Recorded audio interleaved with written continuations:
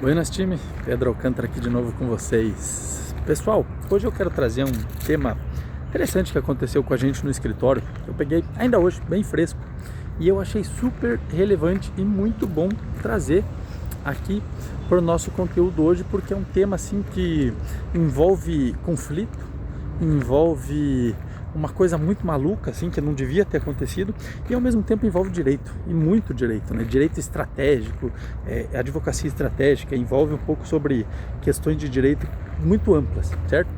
E vocês vão entender o caso logo logo, e eu vou deixar aqui para vocês um ensinamento. Mais vale uma forma estratégica de se abordar os conflitos do que saber a técnica, certo? Às vezes a gente sabe muito a técnica, mas não consegue achar uma linha estratégica para conseguir resolver o conflito, que às vezes pode ser até mais fácil do que você imagina. Às vezes, utilizando técnicas diferentes, técnicas extrajudiciais, você consegue de forma estratégica diminuir o conflito que você está enfrentando, certo? O que aconteceu, né, nesse caso específico aqui que eu posso vir contar para vocês? Tinha dois familiares, pai e filho, certo? Cada um deles arrendava uma parte de um terreno, terrenos em locais diferentes, mas o dono dos dois imóveis era o mesmo, eram os mesmos, podemos dizer assim.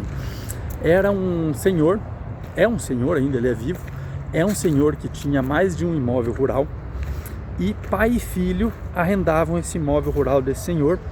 Porém, esse senhor já era muito idoso e ele passou, supostamente, até agora ainda não tive acesso aos documentos, mas ele supostamente passou para o filho dele o direito de usufruto dessas terras, para o filho dele poder administrar e fazer o que fosse melhor para a família. Enfim, como ele já não tinha mais condições de cuidar dos próprios imóveis, gerenciar as fazendas e as áreas rurais que ele tinha, ele passou como usufruto, né? Você pode fazer isso no cartório, você pode fazer uma cessão de usufrutos para o teu filho ou para quem quer que você queira. Então ele passou para o filho dele, e o filho dele estava administrando essas fazendas, essas áreas rurais que eram dele. E esse filho que tinha usufruto fechou o contrato de arrendamento com essas duas pessoas, com pai e filho, certo? Então era pai e filho de um lado, pai e filho do outro. Porém, o filho que arrendava a terra, o filho que pagava pela terra, né, alugava a terra, o filho que tinha que pagar as sacas de soja, lá o valor estipulado para arrendar aquele pedaço de terra, ele quebrou, ele teve um prejuízo financeiro muito grande nos últimos 2 anos, e por conta de safra que ele não conseguiu, safras que ele perdeu, e dessa forma então ele foi até esse filho e até o pai, os donos do imóvel, e falou: olha, vou entregar o imóvel porque eu não consigo mais arrendar, eu não consigo mais pagar, eu tive um prejuízo financeiro muito grande, e por conta disso eu quero agora fazer, pela hombridade que ele tem, por ser uma pessoa justa, eu quero agora entregar a terra. Foi o que ele falou, né? Não consigo mais pagar, tive um prejuízo muito grande, então eu quero entregar a terra para que esse prejuízo não cresça. Então eu não quero mais arrendar. O contrato encerrou e ele entregou a terra. Beleza, até aí tudo bem, tranquilo, vida que segue. Porém, esse filho do dono da terra, né, o cara que supostamente tem usufruto, ele chegou até o pai, que era um outro contrato, ele arrendava uma outra terra, ele arrendava um outro pedaço de terra em outro lugar distinto, num contrato completamente diferente. Chegou para esse pai e falou: olha, é o seguinte, você tem 2 opções, ou você assume a dívida, ou você quita a dívida do teu filho, ou você sai dessa terra. Então você tem 2 opções, e as 2 opções eram ruins: ou você paga a dívida do seu filho, ou você sai dessa terra que você arrenda também. Era um contrato completamente diferente, um contrato completamente distinto, outra realidade, não tem nada a ver um contrato com o outro. Mas o cara não quis saber, né? O filho do dono da terra, o atual dono, né, dono da terra, ele não quis saber, ele simplesmente mandou o cara embora e falou: aqui você não vai mais entrar e aqui você não entra, se você não quitar a dívida do teu filho. Porém, ele tem lá dentro, que ele fez benfeitorias que a lei considera úteis, né? Como, por exemplo, o trato de solo, você trabalhar aquele solo, deixar aquele solo utilizável para plantio. Ele tinha feito mangueiras, né, para cuidar, para a criação de gado. Ele criava gado ali também, ele arrendava para várias finalidades, e uma delas era gado e outra era plantio. Ele fazia silagem e tal para trato de gado ali, faz, né, inclusive. E tinha trator, ele fez barracão, ele fez benfeitorias no imóvel. gastou um bom investimento. Ele já arrenda aquele imóvel há 25 anos, então tem 25 anos que ele bota o dinheiro dele ali e tira o sustento dele dali. E aí agora, por conta de uma dívida que o filho dele não conseguiu arcar num outro imóvel, o filho do dono do imóvel, que ele arrenda, chegou ali e mandou ele embora. Porém, olha que legal, aí que tem uma sacada muito boa. O Estatuto da Terra, ele protege e ele defende casos assim. Como, por exemplo, você, para mandar alguém embora, um arrendatário embora, quando você tem um contrato de arrendamento, para que essa pessoa possa ir embora daquele imóvel, você tem que obrigatoriamente notificá-lo 6 meses antes. Isso está na lei, tá no Estatuto da Terra. Só não vou me lembrar o artigo aqui agora, acho que é artigo 21, 71, 24, não sei. Mas isso está no Estatuto da Terra, tá? Então, ele não recebeu essa notificação 6 meses atrás, lá no começo do ano, e agora que o contrato dele encerrou, né, o contrato dele acabou junto com o contrato do filho, agora que o contrato dele acabou, o dono da terra está mandando ele embora. Aí muitos de vocês vão dizer, mas claro, o contrato dele acabou, se acabou o contrato, pode mandar embora, não tem mais contrato, não tem mais obrigação nenhuma. Não, pera lá.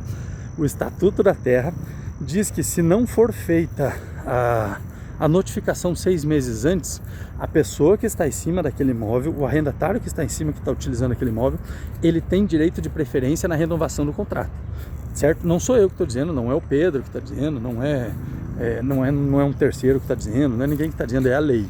Tá? É a lei que está dizendo isso e é a lei que deve prevalecer em qualquer decisão, a não ser que você tente alegar uma invalidade dessa lei, mas a lei, enquanto ela estiver vigente, ela vai estar valendo. Então o Estatuto da Terra, ele fala isso, ele diz isso e ele é bem claro quanto a isso. Se não for feita essa notificação 6 meses antes, a pessoa tem direito, o arrendatário tem direito de renovação do contrato. Então o que a gente vai fazer agora, sabendo que esse filho já chegou, e tem áudio dele, tá? Tem áudio dele dizendo assim, olha, você tem 2 opções, ou você paga a conta do teu pai, a conta do teu filho, ou você sai daí, não tem opção, são essas 2 opções, ou você paga ou você sai, não tem choro. Então como a gente tem esse áudio, e como a gente tem tudo isso gravado, né, provado já, a gente vai fazer qual foi a minha saída estratégica? Fazer a renovação compulsória, né? Fazer um pedido de renovação compulsória, de acordo com como diz a lei, nesse caso, e junto com isso, fazer... Eu tô aqui no lago agora, no Lago Igapó, e aqui é cheio de peixe, cara. Tem uns peixes grandes aqui, porque é proibido pescar aqui, e daí tem uns peixão grandes aqui, que ficam beirando aqui, bem na beiradinha, tô aqui bem na beiradinha do lago, aqui embaixo de uma árvore, aqui ó, embaixo de uma árvore. E aí fica um monte de peixe grande aqui, cara, louco pra jogar uma tarrafa aqui pra fazer um ensopado hoje. Mas enfim, voltando ao assunto, a gente vai fazer hoje o seguinte, hoje não, né, a gente vai fazer agora uma renovação compulsória, e junto com essa renovação compulsória, a gente vai pedir vai pedir que faça assim, então, que fugiu o nome, a revisional do contrato. Aqui é assim, ao vivo é assim, ao vivo em cores é assim, uma revisional do contrato, uma obrigação de não fazer, né, porque você pode pedir isso no direito, uma obrigação de não fazer, não fazer o quê? Não mandar o cara embora, por exemplo, não fazer uma ordem de despejo pro cara, uma obrigação dele não trocar os cadeados da porteira, não fechar a porteira, não restringir o acesso do cara que arrenda ali, uma obrigação dele não dificultar a vida do cara, né? Por exemplo, porque ali você tem o ganha-pão dele. Então ali, se ele restringir o acesso, ali vai envolver lucro cessante, ali vai envolver direito de reparação, direito indenizatório, se ele fizer qualquer coisa contra esse cara que arrenda, contra o senhor que arrenda o imóvel ali. Hoje eu conversei com eles e eu trouxe algumas questões ali para conversar com eles, para entender melhor esse caso, e a gente não sabia até então, com a primeira conversa que a gente tinha tido com eles, a gente não sabia até então que eram pai e filhos que arrendavam para ele, e inclusive ele faz 2 pagamentos. 5 alqueires ele paga para o pai, que é o dono, que é o real dono da terra, está lá no registro de imóveis que ele é o dono da terra, e o resto do arrendamento ele faz para o filho, né, que supostamente tem esse acordo de usufruto. Mas isso a gente vai ter que investigar, a gente vai ter que ver direitinho a fundo como é que está essa situação. Pega-se lá a matrícula do imóvel, né? Pede-se lá no cartório a matrícula desse imóvel para a gente ver o que tem matriculado ali. E daí a gente vai poder montar a nossa estratégia em cima disso. Pede-se também o contrato, né? Que a pessoa forneça o contrato para a gente ver como é que é a modalidade do contrato, qual que é o pagamento, qual que é a forma de pagamento, como é que faz, para a gente saber até onde a gente pode ir ou não, certo? Mas eu gostaria de deixar aqui claro para vocês de que isso que aconteceu com a gente envolve muito direito. É um caso muito interessante, é um caso bem assim, parece simples, mas é bem emblemático, porque envolve muitas pessoas e é um caso meio grave, porque como é que você tira uma pessoa de cima do imóvel que ela está arrendando por conta de um terceiro que não pagou a conta lá no outro negócio? É a mesma coisa de eu cobrar de você, ou né, de uma pessoa aleatória, de eu cobrar de uma pessoa específica, um aluguel, sendo que o vizinho não pagou o aluguel dele e quis sair do imóvel. Não faz nenhum sentido eu cobrar de um terceiro um aluguel, sendo que o outro não quis pagar. Entendeu? Essa é a questão, beleza? Para o vídeo não ficar muito longo, vou deixar vocês por aqui, beleza? Valeu, tchau, obrigado.